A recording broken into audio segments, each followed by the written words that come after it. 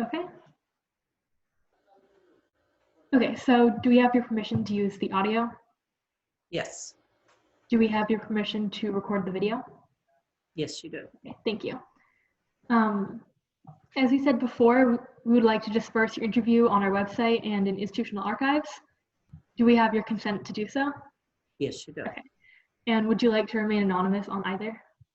No, I'm fine. You Okay, can use my thank name. you. And if you choose not to answer any questions, it won't affect your inclusion in the archive, just so you know. Okay. Now to get started, will you please share with me your first name, age, and profession? My name is Sandy. I'm going to be 56 3 weeks from today, and I am an accountant. So like you said, you're an accountant. I'm aware that you work in a shop. What was your typical work day like before COVID-19? Well, my typical day, I mean, I'm actually working in a repair shop. I got laid off back in the end of November, like right before Thanksgiving. And so I'm actually just doing this because I'm a single parent. So I'm actually just doing this to make ends meet. So I'm actually helping out in a repair shop for actually one of my customers that I do his tax returns for. So I'm just helping out in the office. And so pretty much my typical day is I've been just doing whatever I need to do in the office. But lately, in the last the last month, I've actually been doing more.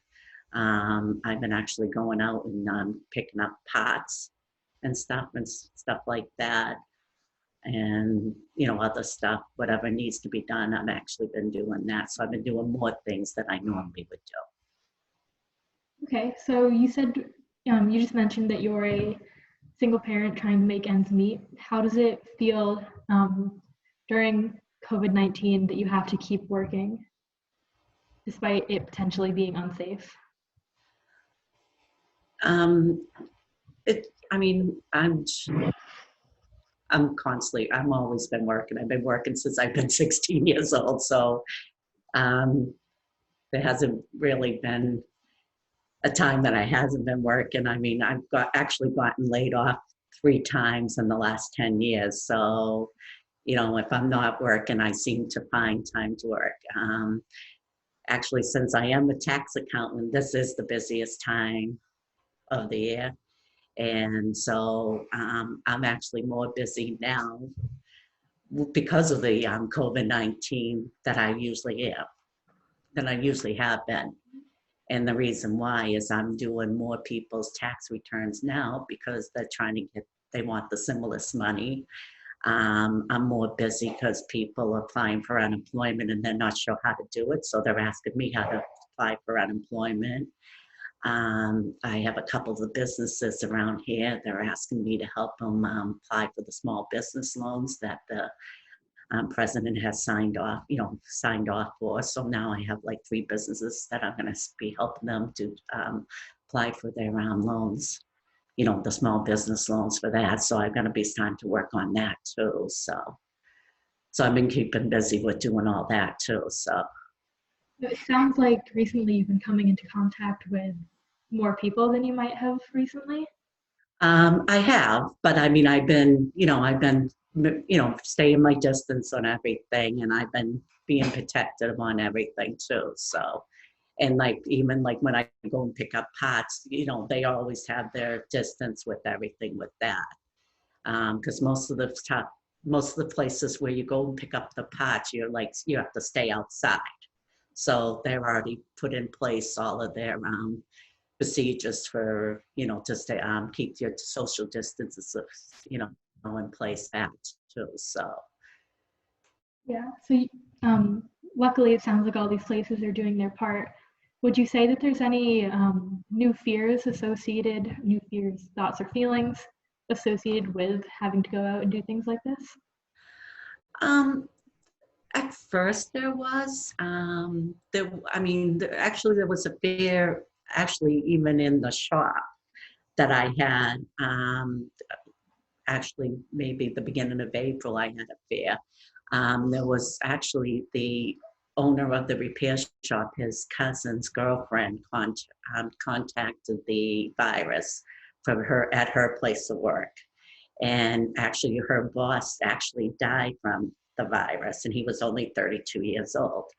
And I actually, at the end of March, collected the payment that he owed us. And of course, I grabbed his, I got his credit card, and I processed the credit card. So me touching the credit card, made me think, okay, am I going to get something because he lives with her and everything. So I was fearing that. But, of course, I've been washing my hands all the time. I'm constantly washing my hands like 15 times a day, especially when I'm here at, work. So, I'm doing everything. So, but at first I was afraid, but it's, since it's been the end of March, I was, it's already past the 14 days. So, that fear, did go away because I wanted to make sure I didn't pass anything along to my son and everything like that. So Yeah. So you just mentioned potentially passing it on to your son. How does it feel to have to go home from work every day or out and about with all of this going on? well, I mean, I'm fine going home because my son just pretty much stays in his room. I Yeah. mean, he doesn't really go out at all. And if he comes out, he goes downstairs for like 2 minutes and then goes back upstairs. So he pretty much stays in his room. And, a lot of times me even talking to him, it's mostly by text because I don't really see him that much. So, because I'm constantly leaving in the morning and then coming home like 5, 6 o'clock at night. So, so I've been staying away from him too. So that's why, I'm making sure, I'm being careful not being around him too. So, So you mentioned previously that you're always out and about, and I know that from Ashley that you run a lot of errands. Do you have any concerns with like traditional things, just like going to the grocery store? with the grocery store, when I go into the grocery store, I'm actually wearing the gloves. I'm actually wearing the masks. So whenever I go into the grocery store, and now they have it that you have to stay the 6 feet apart. So I've been doing that. So I haven't really been concerned with that because I'm constantly wearing the gloves and using the mask. When you're in the grocery store, for example, do you see other people who aren't taking as many precautions, and how does that make you feel if you do? Um, I I do see some people, but at first I was one of them too, because they weren't really saying to wear the mask at first. A couple of weeks ago, they really weren't saying to wear the mask. So, I wasn't really concerned. I mean, I was doing the gloves, but I wasn't doing the mask at Mhm. first. So, but now more, I mean, I don't see that many not wearing the mask. I see more, since the governor said to wear the mask, I've been seeing more people wearing the masks. I think I've seen now more people shaking their head if you're not wearing the mask now. So, Yeah, especially if you're in the grocery store and stuff. So I've been seeing that a lot more. that's good to hear. Um, so a little bit of a change of topic, but would you say that your social life has been impacted because of this social distancing, self quarantine? I would say so. Um, I For the last 4 years, there's been, I actually, on Wednesday nights, I actually do a support group that I go to every Wednesday night. And I actually haven't been able to go for like the last 5 weeks. And I also volunteer on Wednesday nights during tax season, on Wednesday nights and Saturdays. I do the volunteer income taxes for low income people. And I actually haven't been able to do that for the last 5 weeks. So that impacted me because that's something I enjoy doing because I enjoy helping out other people. To me, I think it's just more therapeutic for me to be able to help out other people. So, and me not to be able to do that. Well, I am doing it now with helping out other people get their tax returns done and stuff too. So I guess I am still doing it in a way, but Mhm. it's just, something I've been used to doing for the last 4 years. I haven't been able to do because I've been doing it for every day. I mean, for the last 4 years, every week, but haven't been able to do it. So, disrupted me for a while, unable to do that. So, So, so you just said you are continuing to help people with their taxes, but sounds like you aren't doing it through like an organized, like volunteer time. Is it just on your own time, like not? it's on my own time, but most of it is actually a lot of the ones I'm doing now are more customers of the repair shop, Mhm. and they're new customers to me. They're ones that I have not done before. So, they're new customers for me because I've never done their tax returns before. So, but it's not, to me, they're not a volunteer, they're not Yeah, I'm not doing it as a volunteer. you're not This able time to. I'm actually gonna do it as, I'm gonna be charging them because they're Yeah. business, they're more business ones. So I'm gonna be actually doing it like a business return Mhm. for them because they're most of these customers have their own business. Yeah. So, so it's something that I would actually earn some money doing. So So, would you say that it is, so obviously you are unable to do as much volunteer work now. Is there, sorry, trying to phrase this in a reasonable way.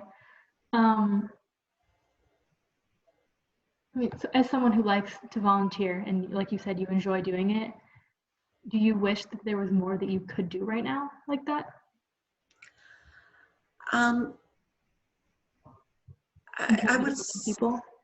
I would say so, but it's a little hard to, there's really, you can't really do anything to volunteer right now. So I would say that, yes, it would be, hard to even think of what you could even do to volunteers too. So, Okay. Um, do you, would you say that you have any like notable memories or stories of how COVID-19 has specifically impacted you?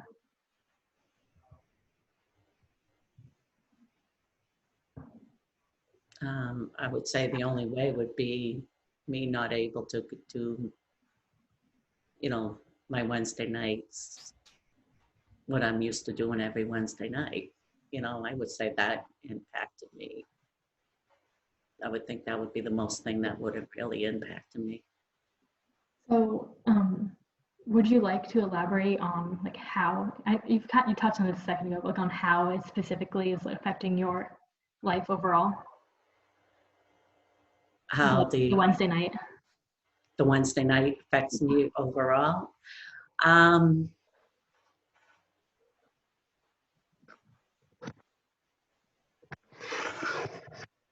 okay, trying to think how I could say that.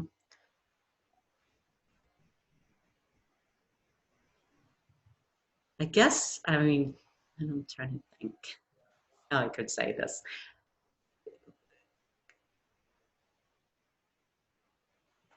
Okay, I guess the only way I could say this is to say exactly what my Wednesday night support group is.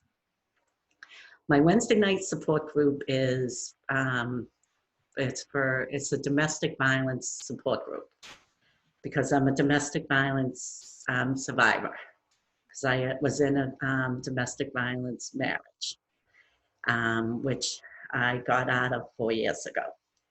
And I started attending the support group, you know, um, as a result to get out, get out of this marriage. So that's what started me to, do this support group.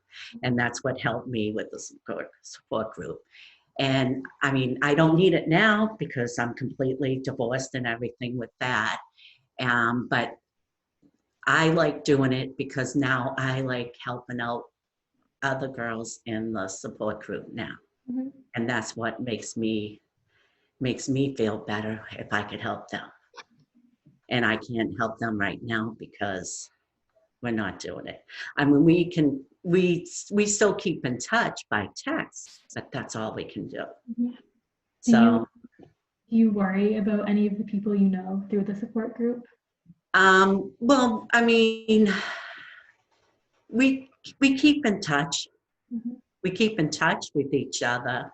I do actually have one of the girls, I told her she's actually supposed to be getting a divorce if the courthouses open up.